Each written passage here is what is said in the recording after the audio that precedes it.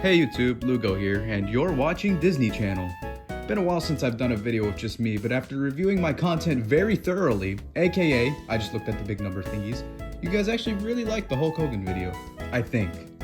I try to ignore the average view duration stats because it makes me realize A, no one actually watches these, B, your attention spans are so low that I might need to separate 3 screens into Subway Surfers gameplay, and C, I might actually need to start using tags.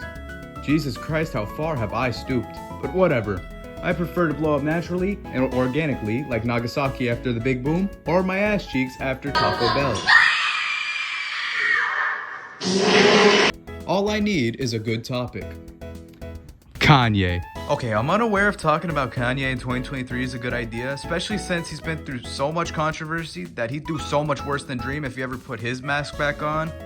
But that was almost a year ago, and you know, the internet forgets about controversies faster than my grandpa forgets his dementia pills, so I'd say it's fine to talk about him again. Hopefully nothing goes wrong there, but you never know. Originally, this video was going to be a ranking of all of his albums, worst to best, but I eventually realized that would be too boring since we could all agree Jesus is King is his worst, College Dropout is probably his best, even though I think Late Registration is better. So I decided to list out all of my favorite Kanye songs as I think it would offer more variety in the pickings. Did I say pickings? What the fuck? As I think it would offer more variety in my rankings. However, this ended up being a lot harder than I initially saw it because A, I bump new Kanye songs every other day, and B, a lot of these Kanye songs are amazing because obviously it's Kanye fucking West. Originally, this was going to be a top 10 video, but then it became a top 30 video because there was a lot of songs I wanted to talk about.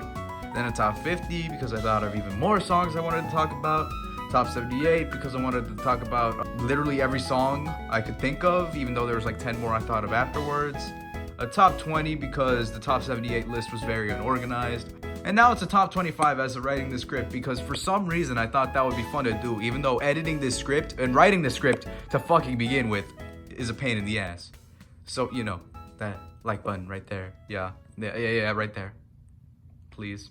Are you going to disagree with my takes? Absolutely. Do I care? Absolutely not. So without further ado, here's the list.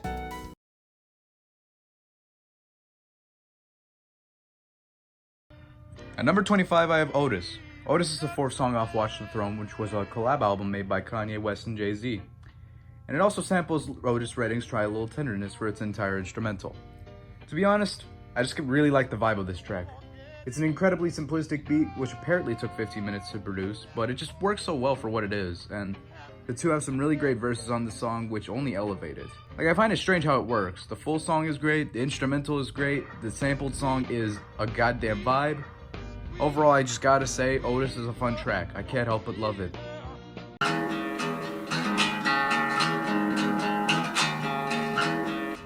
Cudi Montage is the final track on Kids See Ghost, a collab album by Kanye West and Kid Cudi, a duo which has more bangers than any love hotel in Japan.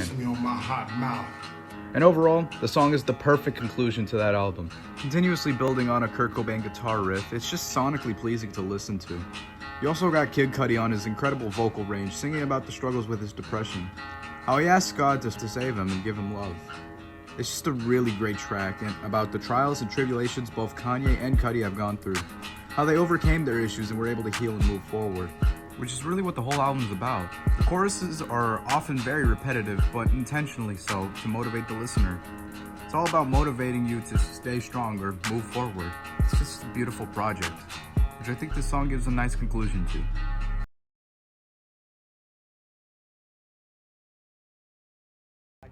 No More Parties in LA is the 17th track off of The Life of Pablo, and it's a whole ass fucking bop. I mean, where the fuck do I even begin? You got Kanye West and Kendrick Lamar on the same track. 2 hip-hop goats, mind you. A madly produced beat. Kanye out-rapping Kendrick. Ghostface Killer. This is an amazing song. And unlike Cudi Montage, there's not really a deeper message behind the song. It's just these two spitting bars, but yeah, them boys are spitting fire. Motherfucker's about to recreate Great Chicago Fire. Like, I can't even pause the damn song trying to write the script. Fuck it. So smelling like shit, that's the new fragrance. It's just me, I do it my way. Bitch, some days I'm in my Yeezy, some days I'm in my Vans. If I knew y'all made plans, I wouldn't have popped his ass. I know some fans thought I wouldn't rap like this again, but the writer's block is over. MCs cancel your plans. A 38-year-old, 8-year-old rich now.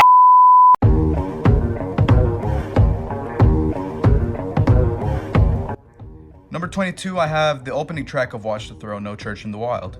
This is an amazing opening track and arguably the best song of the album. Well, at the very least, better than whatever the fucking dubstep shit was on Ham.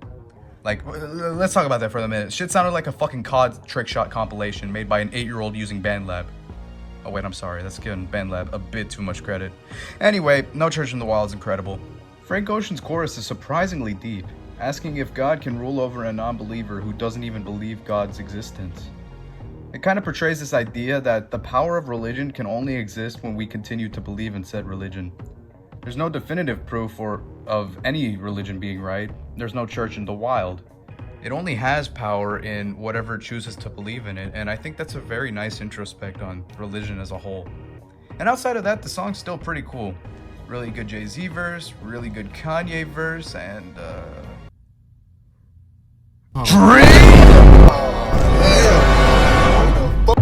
That's what the mask is. That's what the point of the mask is. No, never mind. This song fucking sucks. I hate it.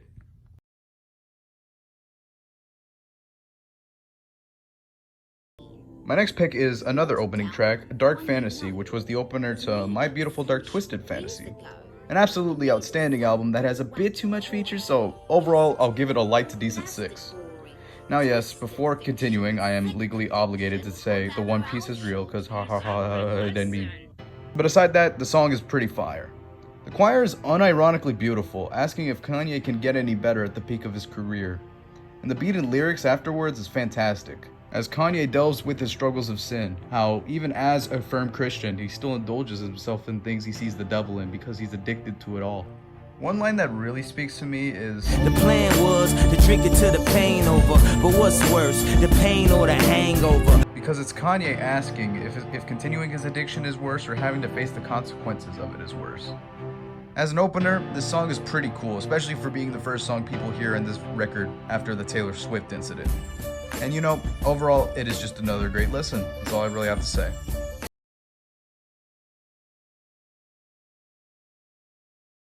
Now we got my 20 favorite songs, and my 20th favorite has to go to the 19th song off the College Dropout, Through the Wire.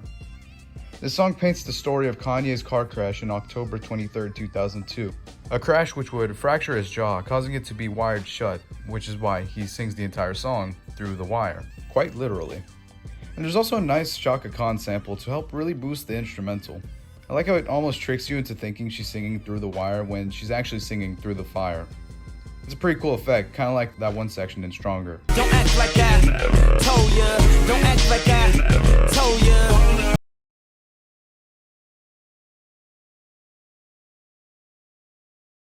Yeezus has always been so captivating to me.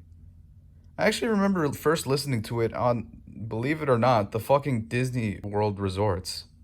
Weird place to be bumping Yeezus, I know, but like my entire family was asleep after the plane ride, so, you know. I remember knowing I probably wasn't gonna understand it at first because that's what everyone says about the album. It grows on you. I played it and the first thing I fucking hear is On Sight. To be honest, all I could really do was laugh about it because I didn't really think that was what I was gonna hear from Yeezus. But I did keep listening, and at the very least, by my first listen, I could at least see the appeal. Now we jump to today, and I actually really like Yeezus now. On Sight's still fucking hilarious to me, I'm sorry, and I fucking love Hold My Liquor. It just emanates this drunken stupor, all while you have Justin Vernon and Chief Keef represent the two mindsets Kanye has. Justin Vernon's hook feels the need to control everything and avoid any more drugs or girls. Feeling dark and lonely in Chicago. Delivers it with a sad and weary tone, portraying just how lonely this mindset really feels. All while Chief Keef's hook is completely different. It's loud and reckless, urging Kanye to continue getting drunk and continue sleeping with random girls. Ultimately, Kanye sides with Chief Keef's mindset, leaving him to struggle with the meaninglessness of his behaviors, continuously buying new things for these women so he doesn't have to be alone. And in this section of the song, he ends each line with a new girl, lyrically and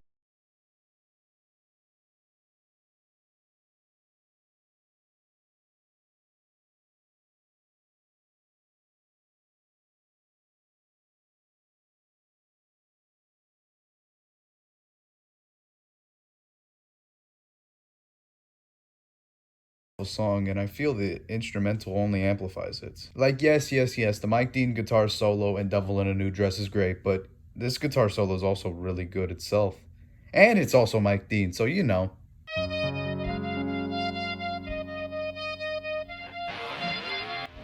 My 18th pick is going to Streetlights, the 8th song off of 808s and Heartbreaks. In terms of the emotional effect this song has, the first time I heard it, I started bawling my eyes out, and the next morning I woke up with purple highlights. Meanwhile, the first time I listened to Sad by XXXTentacion, I promptly went on Audacity to bass boost it.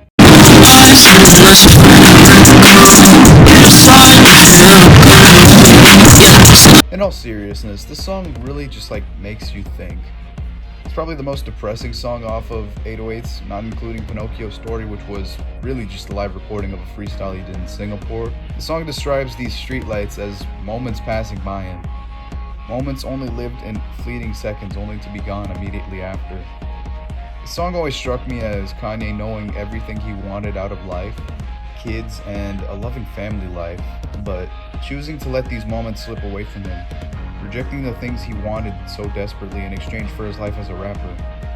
He wants to be in the streets, like everyone else, but he's in a cab, watching the streetlights pass him by, watching a fulfilling life pass him by. He repeats the sentiment through the song, repeats that he knows what he wants, but he's not there. That's a really sad position to be in. Knowing exactly what you want out of your life, having the full power to achieve that fantasy, but for whatever reason, you're never doing it. Letting yourself continue to be unhappy. Letting the streetlights pass you by. Oh god, that got depressing. Here's a picture of Kanye's, because for some reason I took the time out of my life to make that. I might as well make it the thumbnail. Fuck it.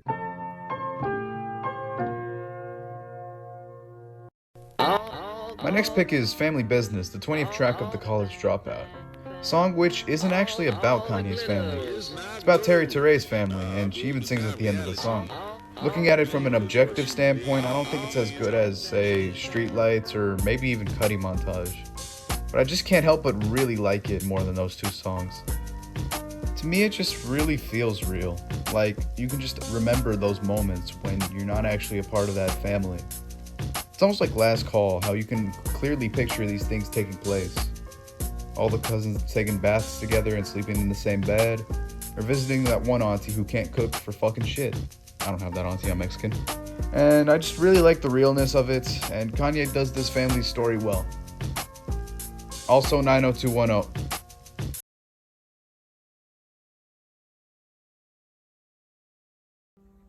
At number 16, I've got Blood on the Leaves, the 7th track off Yeezus. Not sure if this is an overrated Yeezus pick, but holy fuck, I couldn't help but place it here. I already loved the song whenever I first listened to it, and the more I listened to it, the better it got. You can really hear the pain Kanye puts into his verses, talking about one of his many failed relationships that was torn apart by the limelight. The sample is amazing too, taking an already dark song about I don't think I can say that on YouTube, the not so nice treatment towards minorities during the 1800s. And sampling the song to talk about the blood on the leaves is great. This is just so fun production wise, and the horns are an amazing touch. Just puts so much energy into it, and it's a really great listen.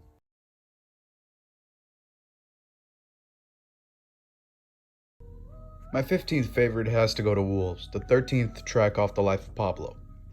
Kanye talks a lot about his overall struggles after his mom's passing, which continue to haunt him to this day. He talks about how if she saw how he was today, she'd see him as too wild. He also talks about how he found love in Kim, how he thought she gave him purpose. Comparing him and her to Mary and Joseph, saying they're surrounded by wolves. Wolves as in the bad people around Kim and Kanye, as well as in Kanye himself having the wolves inside him. Wolves which have taken him over since his mother's passing. wolves that took him over at the VMAs. Wolves that still take him over to this day. So a lot of religious undertones in this song as well. Kanye mentions the thugs around Joseph himself to be in lamb's wool, referencing the false prophets in the Bible, which says that they will come to you in lamb's wool, appearing innocent when they are, surprise, surprise, inwardly wolves. It's really cool how these metaphors are made throughout the song, and the wolf-like production is amazing too, despite how heavily memed it is. Overall, fantastic song.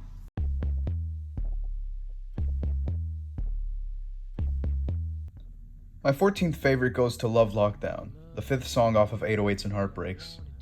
I love how it builds up its chorus, adding on to a basic 808 drums by putting piano chords, quaking, they're called djembe drums, right? The D is silent, right? I don't know, man, I'm not French. Some synths, and all of it just sounds really great. Lyrically, I don't think it has a lot to offer. Like, I feel as though the Heartbreak themes were handled better on other 808 songs, but the production is easily the best with this song in particular. It's a great listen. Oh, and that system overload part goes unbelievably hard. I wish there was more of that.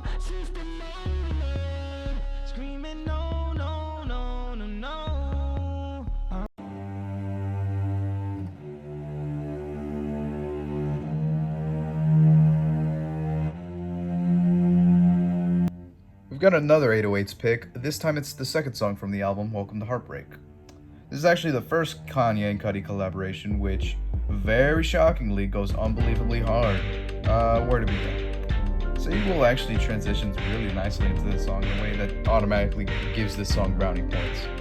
The production is also really experimental on this song, especially for the 2000s.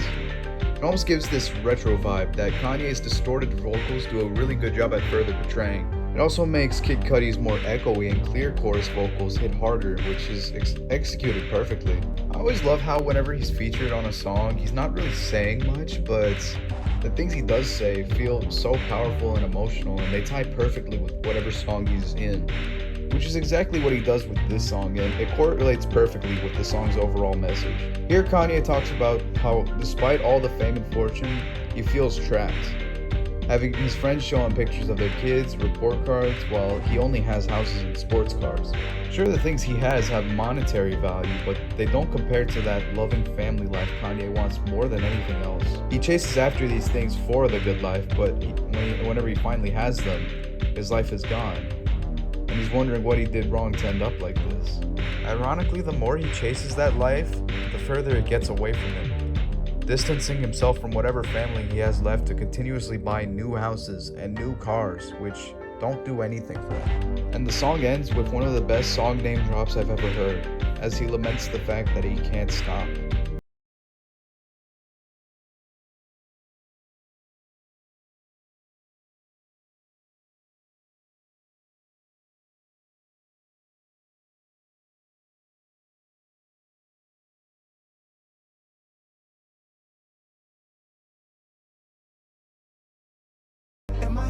Jesus Christ, this shit keeps getting more depressing. Here's more Kanye East. Are we happy now? Cool.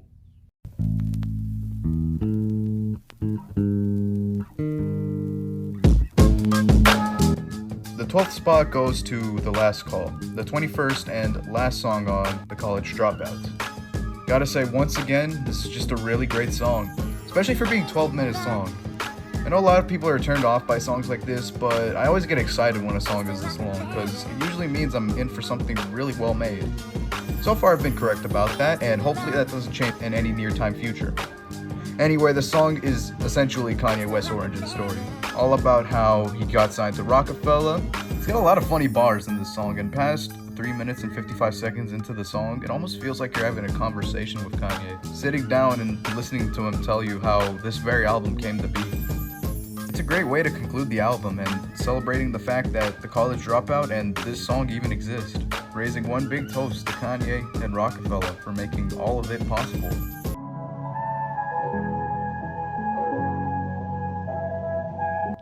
My 11th favorite goes to Real Friends, the 12th song from The Life of Pablo. This song talks about Kanye's struggles with relationships, how he's not able to keep up with his friends and family because of his hectic lifestyle. pursuing his music career over keeping in touch with those who care about him, with Dolla playing the role of his former friends who tell Kanye they've left him behind. Kanye asks how many real friends everybody has, questioning who's going to ride until the wheels fall off or who's only there to ask for favors from Kanye. He also raps about how his family gatherings become increasingly superficial, to the point where Kanye only shows up for the food. And even a cousin who Kanye gifted a laptop to tried blackmailing him with what we'll call rated M for mature footage on the computer. It's a nice introspection on friendship, displaying a very real problem with some friendships and asking how many real friends we all truly have. The instrumental is also really good as it samples Frank Dukes. I'm getting a call.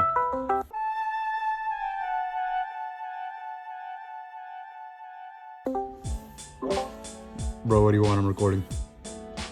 I'm gonna ask you a question. Okay. What you recording right now? The Kanye this shit that's taking me an entire week to edit. Kanye video, eh? Yeah. You know what else has to do with Kanye? What?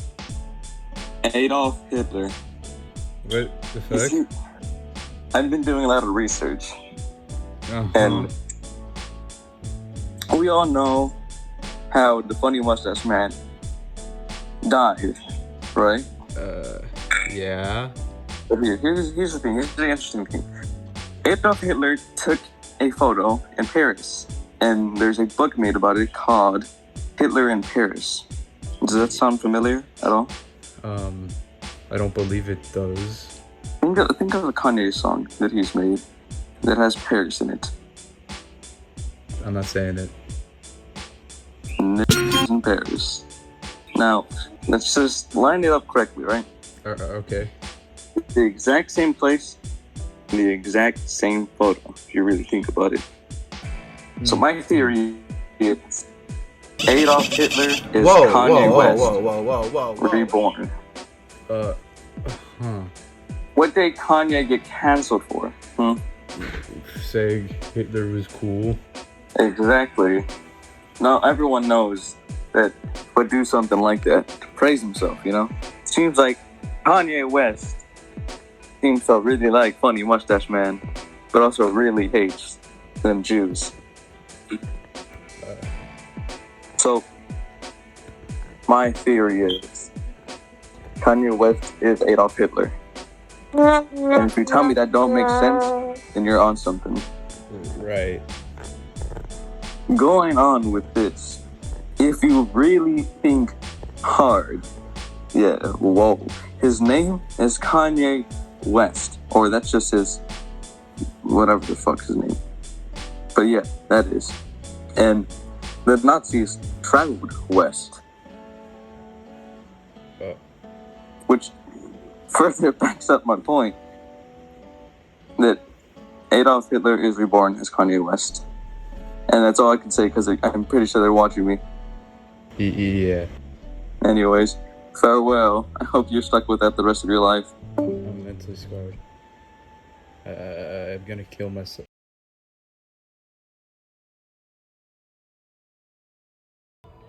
We've officially made it to the top 10. Looking back at it now, I probably really should have done just the top 10 because holy fuck, this video took so long to make, but it's a bit too late for that, and I already know editing is gonna suck fucking ass. Anyway, Diamonds from Sierra Leone. The remix because holy fuck, Jay-Z fucking slaps on this song. I love everything about this verse, from the way he just enters into the song, the businessman bar which was fucking goated. I had to get off the boat so I could walk on water. Jesus Christ, it's just amazing. And it just confuses me how this is the same person who wrote the fucking monster verse. Like what the hell? Why is that verse so bad? Why is this verse so good?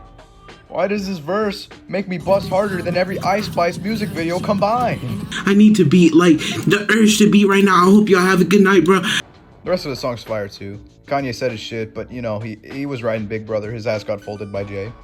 And what else? Oh yeah, this is the best Kanye sample. Yeah, that's right. I said it. I meant it too. This is the best Kanye sample. Better than Fourth Dimension. Better than Stronger. Better than Otis. Yeah, better than Otis. Although there is Heart of the City, but that's a Jay-Z song, it doesn't count. Overall, the song is just amazing because obviously. Please listen to it.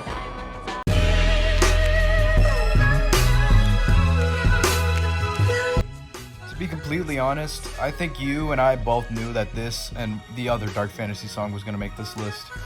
Like, I know music is subjective and whatnot, and this list in itself is also incredibly subjective, but I can't help but feel there is something objectively wrong with your ears if you can't at least acknowledge the genius of this song. There's just so much perfect about this song. For one, you have Kanye describing a girl he's dating to have devilish intentions, giving in to her temptations to have consummation despite not being married. A Rick Ross verse which actually was made the last day before Kanye had to ship the record out. And fuck, man, the fucking guitar solo by Mike Dean. This shit got me floating.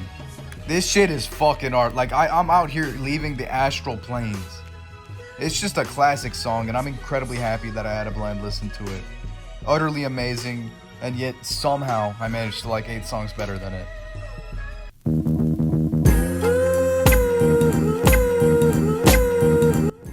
It's probably around here we're about to have some hot takes on this list, so I'd like to continue by stating that for the record, these are indefinitely my opinions.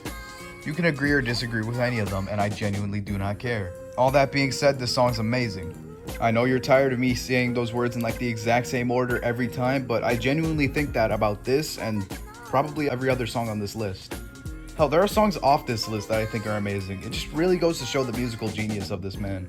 Anyway, the song's a goddamn vibe, all about the struggles of working 9 to 5, hardly getting paid, being accused of stealing khakis, and waiting to get out of it all to pursue the life you really want.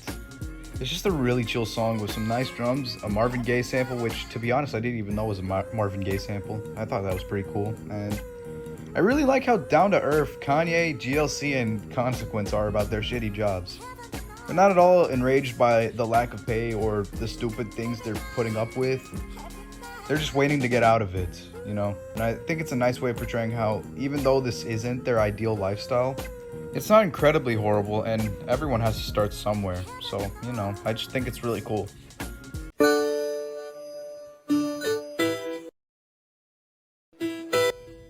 You know, this probably shouldn't be above Devil in a New Dress in like any way, shape, or form. But fuck it, you're putting up with my placements. This song is awesome. Originally a bonus track on Graduation, it ended up as a conclusion to the record, which, in my opinion, was well deserved.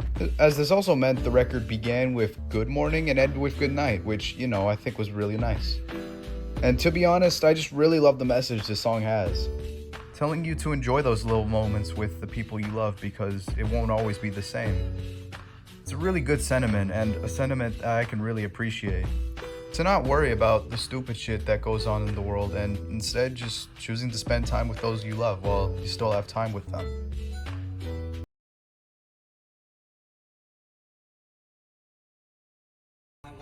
My 6th favorite goes to the 4th song off Graduation, I Wonder. From what I hear, the beginning of the song actually blew up on TikTok, and even though I kind of despise the app for all it does, I'd say it's good to know that they occasionally pay attention to good music every now and then, as well as make sped remixes both literally and mental healthily. But, you know, I'm not complaining. As long as they don't show up to any concerts, I think we'll be fine.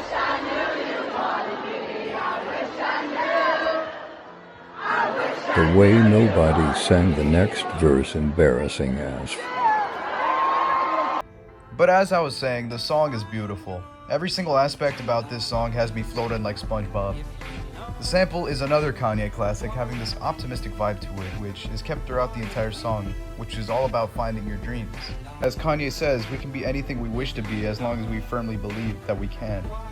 It's a little confusing to read into the lyrics, but I think that was intentional. The last 47 seconds of the instrumental allow us to really ponder what he's trying to say. Almost like how at the end of Say You Will, it's just an instrumental so that we can process the heartbreak he's showing us. It's sort of mysterious in that aspect, but I think the main thing Kanye's asking is, can we even find our dreams? If we can be the people we want to be in this life, even through the confusing parts of life.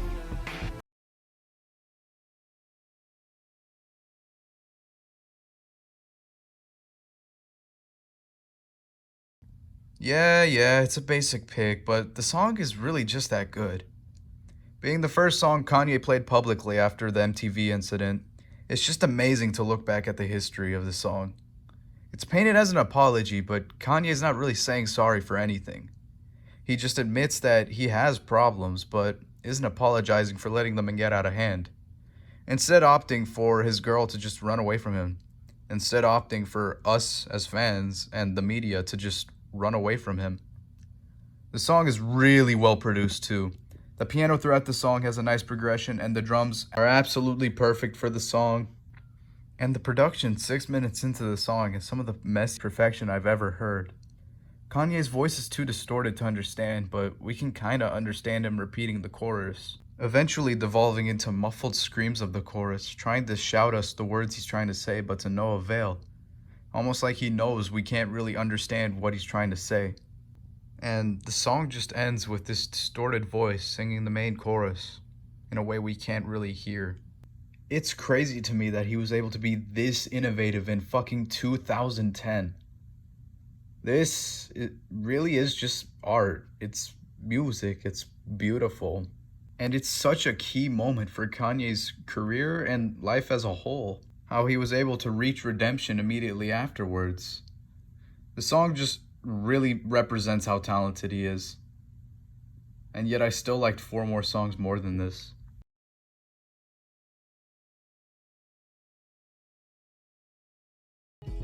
Okay, so this is an interesting pick. I know people are probably at the very least confused as hell why I chose this song to be number 4. I mean, above Devil in a New Dress, above I Wonder, above Runaway, which I just got done gushing about. Do I really like Addiction more than these songs? Well, yeah, I really do. Addiction is astonishingly about the several addictions Kanye struggles through now that he has his newfound fame. It's a pretty basic topic, all things considered, but the way it's handled is just so interesting to me. It has this really eerie My Funny Valentine sample, which the guitar perfectly encapsulates what addiction is. It sounds so pretty, yet is haunting, and Etta James singing in the background only amplifies how weirdly beautiful but creepy it is. Complemented by some really nice sounding bongos, and this song just works. It just feels so weird despite sounding so pleasing to listen to. You can absolutely make the argument that it doesn't need to be above Runaway, but my god, I just love how perfect it is as a depiction of addiction, and I feel it deserves to be here because of how perfect the song is. In my opinion, of course.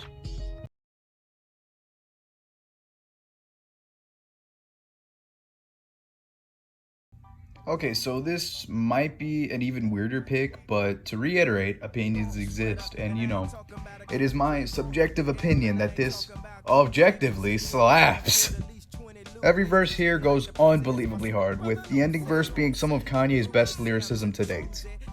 Couple that with an amazing Otis Redding sample on the left ear, and some string orchestra on the right, which coincides perfectly with the Otis Redding sample, and you have something with so much more merit than whatever the fuck Charlie Puth was doing. Seriously, I don't know why he thought he was doing something crazy with this when I can do the exact same effect in BandLab in like 2 seconds. I like big balls. But anyway, this song is just a bop. Otis on the left, orchestra on the right is actually a really cool gimmick that song has. And it's almost like you can picture everybody on the stage performing it, which I think is really cool. That's about it.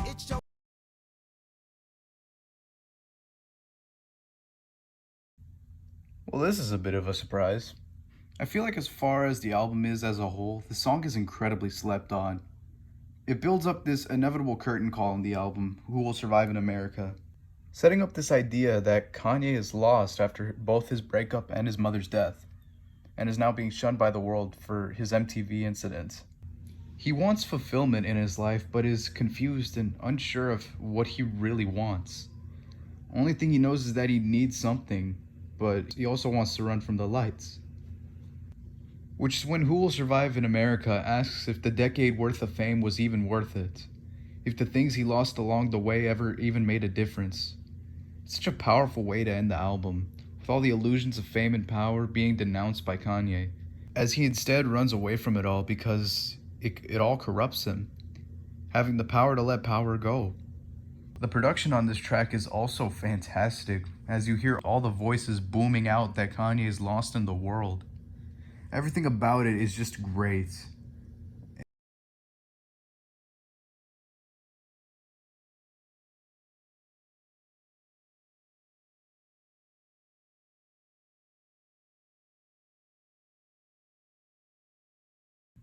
And number one, I have the 6th song off Ye, Ghost Town. To be honest, I can't really script how I feel about this song, and I can't really describe it very well, but I can try and understand the meaning behind it and how it's probably about bipolar disorder. I mean, that's what I think Kanye was trying to portray in this song, but I don't have bipolar disorder, so if I get anything wrong, my bad, guys. So for starters, we have the intro with Shirley Ann Lee and the Party Next Door's verse. The beginning of the song is all about the things Kanye wants. At this point of his life, he's reevaluated himself to no longer really be concerned with his ambitions as an artist, instead wanting to rest after creating so many records, which he compares to how God laid down on the 7th day after creating all the parts of this universe. It's after this where we start to see the two main symptoms of bipolar disorder that Kanye goes through in this song: mania and depression. The depression aspect being Kid Cudi's chorus, where he laments the fact that the more he tries to make someone love him, the further he pushes them away, which can be interpreted as Kanye wanting to be loved by the masses, but also wanting to be loved by himself, only pushing the people and himself to resent him, which is why he talks about hating himself in I Thought About Killing You, which was the opening track to Ye. The manic side of Kanye comes from the most utterly gorgeous verse from 70 Shake, as she sings about how she once again feels like a child, able to let everything go and just feel free. She sings about putting her hand on a stove to see if it bleeds, since she feels as though nothing hurts anymore, which is combined with guitars and lasers to further illustrate how mania makes you feel that there is no consequence to your actions, all sounding incredibly reckless and loud. Kanye's verse is a little harder to depict, but I can only assume it's the middle ground between the two symptoms, being at the highest and lowest point in your life. And that's really how the song feels.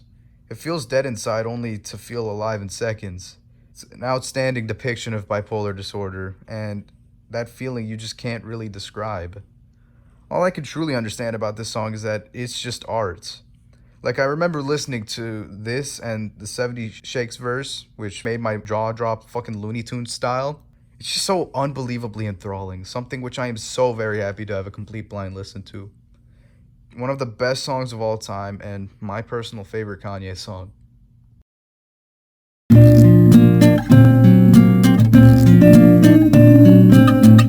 Well, that's another video done. We'll probably have another Gang Beasts video soon because fucking Christ, that thing is the only thing giving me views on this channel. And I'm not sure when this is gonna release. At this point, I probably am gonna go an entire week with just editing, no video, so apologies guys, but there's only 8 of you, so I don't really think it's that deep. I'll just end this video off by saying I don't agree with a lot of the things Kanye does. Okay, maybe everything Kanye does, I don't know, but you can't deny that he is just an artist. I've had the pleasure to explore his entire discography, which has inevitably led to me discovering hip-hop as a whole genre. Listening to Kanye, Kendrick, Freddie Gibbs, MF Doom, it's all been really great. That's about it really though. I'll see you later. And also, I'm incredibly hyped for Donda 10 to release on the fucking Hit Clips video player or some shit, I don't know. See ya.